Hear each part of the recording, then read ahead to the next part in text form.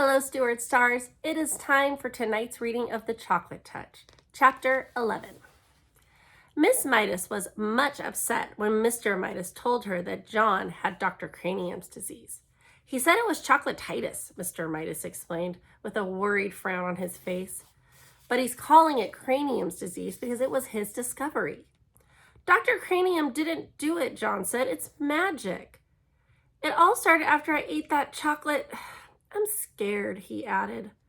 Miss Midas sat down and dabbed her eyes with a lace handkerchief. She was crying. Mr. Midas blew his nose, said he had to attend to something, and abruptly left the room. John had been so busy feeling sorry for himself that he had not realized how his mother and father would feel about his chocolate disease. Never mind, Mother, he said, putting his arm around her shoulders. It's all right. Really, nothing was all right, but he couldn't bear to see his mother's tears. He kissed her wet cheek. His eyes were shut as his lips softly touched her, so he didn't see the change right away. Then his lips began to feel sticky. He opened his eyes. His mother had turned into a lifeless statue of chocolate. John ran wildly out of the house without thinking where he was going or what he was going to do. All he knew that was somehow he must get help. For the first time in a long while, he forgot about himself altogether.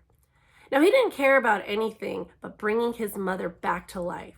Without not quite knowing where to go or how he got there, John found himself at the corner where he had bought the chocolate box.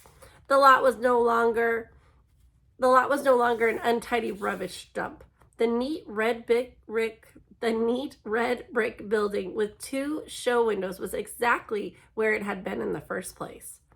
But the display of candy he had previously seen in the windows were no longer there. In one window, John saw a chocolate trumpet, a chocolate pencil, and a silver dollar with a piece bitten out of it. In the other window, he saw a cafeteria tray littered with chocolate utensils and the remains of a chocolate lunch. Clearly, this place was the right one. Clearly, the proprietor must know a lot about John's hateful chocolate touch. John rushed into the store. The proprietor was standing behind the counter, carefully polishing something small and round and flat and silver. I was just thinking of you, he said. John had no time to waste on pleasantries. Remember the old coin I found and I gave you, and you gave me the magic chocolate?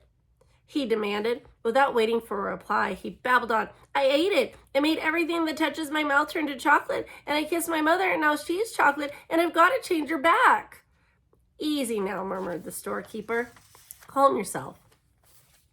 There was an expression of satisfaction in the old man's eyes. It's all your fault, John declared. If my mother isn't made better again, I'll fight you till you're dead. My goodness, the storekeeper explained. Whose fault did you say? Yours, John said. If you hadn't taken that money, I wouldn't have. Now, John, the storekeeper interrupted, I must insist on honesty. I'm glad to hear that you're thinking about your mother for a change. Unselfishness is important. But honesty is also important. If you'll be truthful, perhaps I can help you. John's ears reddened. It was becoming unmistakably evident to him that he only had himself to blame for all this unhappiness. He looked straight into the storekeeper's eyes. I'll do anything. I'll work for you all my life for nothing if you'll turn my mother back. You can turn me into chocolate instead. If you want, The storekeeper apparently ignored John's offers. You were right, John, he said, when you guessed that I had something to do with your acquiring the chocolate touch. But you yourself earned that coin that bought the chocolate touch. Only greedy people can even see that kind of money. Dr. Cranium was right up to a point. I suppose that one could say that you had chocolatitis, but it was an outward sign of selfishness. My mother, John reminded the storekeeper frantically. My mother's turned to chocolate. Do something about it. Oh, please do something about it. I'm glad that you are concerned, the storekeeper commented unhurriedly. Part of your cure is to be concerned about other people.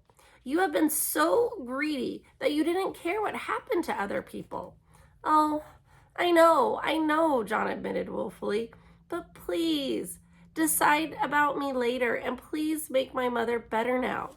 Well, John, the storekeeper said, if you have to choose between getting rid of your chocolate touch and restoring your mother to life, which would it be? For one moment, John couldn't help but imagining a future of all chocolate meals.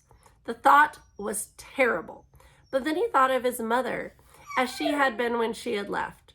Her motionless chocolate statue, unable to speak, her chocolate hand still holding her lace handkerchief. Without further hesitation, John said, "Help my mother." "Well, John," the storekeeper said, "I'm going to give you another chance. When next you go to school, your chocolate pencil will be a real wooden pencil with lead in it." "But," John began to protest, "what did the pencil matter?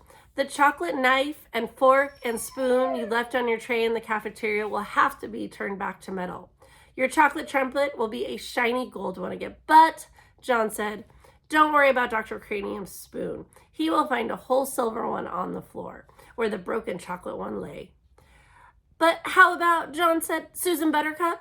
We'll discover that her chocolate stains on her party dress and her party shoes were nothing but water after all.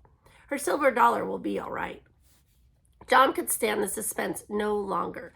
"My mother," he shouted. "What about my mother? Will she be all right?" The storekeeper smiled. "Why don't you run along home and find out," he suggested. John turned without even saying goodbye and ran out of the store. The storekeeper went back to the disc that he had been polishing, a disc the size of a quarter. It had to be polished smooth, ready for a new set of initials in case the need for them should arise. All right, I'll be posting chapter 12 very shortly, and we'll be finishing the chocolate touch. Thank you for tuning in and reading with me.